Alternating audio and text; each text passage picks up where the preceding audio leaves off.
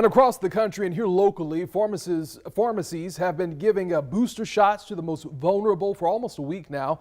The CDC and FDA recommending boosters for that group Friday. On your sides, Kaylee Tracy is live now with what local leaders told her about the booster timeline. So Kaylee, when can everyone expect boosters here on the First Coast?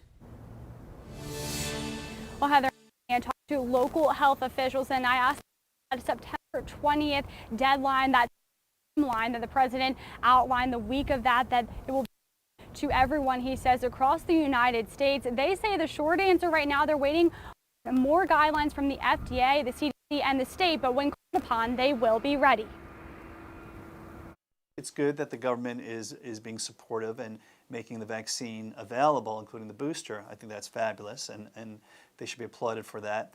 But individual decision making is something that's a little bit different. That's Dr. Michael Korn, who heads up COVID-19 booster shot studies at the Jacksonville Center for Clinical Research's message about the president's booster shot announcement. But my personal advice is to work with your physicians on these questions, because if you're super low risk, I'm not even sure a third dose is necessary. Having said that, we are doing the studies as we speak, looking at the exact science of it. The science in those studies, he says, will be available in a couple of months and will give a more definite answer on who needs boosters. As for now, Corin says 2 doses of the vaccine are pretty protective, and a third dose. The concepts are that the antibody levels are going up very nicely when you add a third dose. Corin says he thinks the surge in the Delta strain has people on edge. I think that it feels that the population is being protected further by taking another dose of the vaccine. But as I said, not everybody's at the same risk.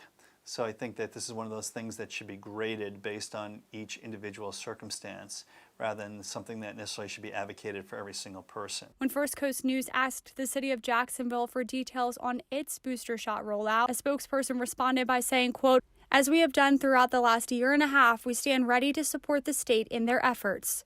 A spokesperson for the health department in Duval says it has a good amount of vaccine available and will follow FDA guidelines. Several local pharmacies and stores like CVS and Publix say they're waiting for further guidance from regulatory agencies, but are ready to administer shots.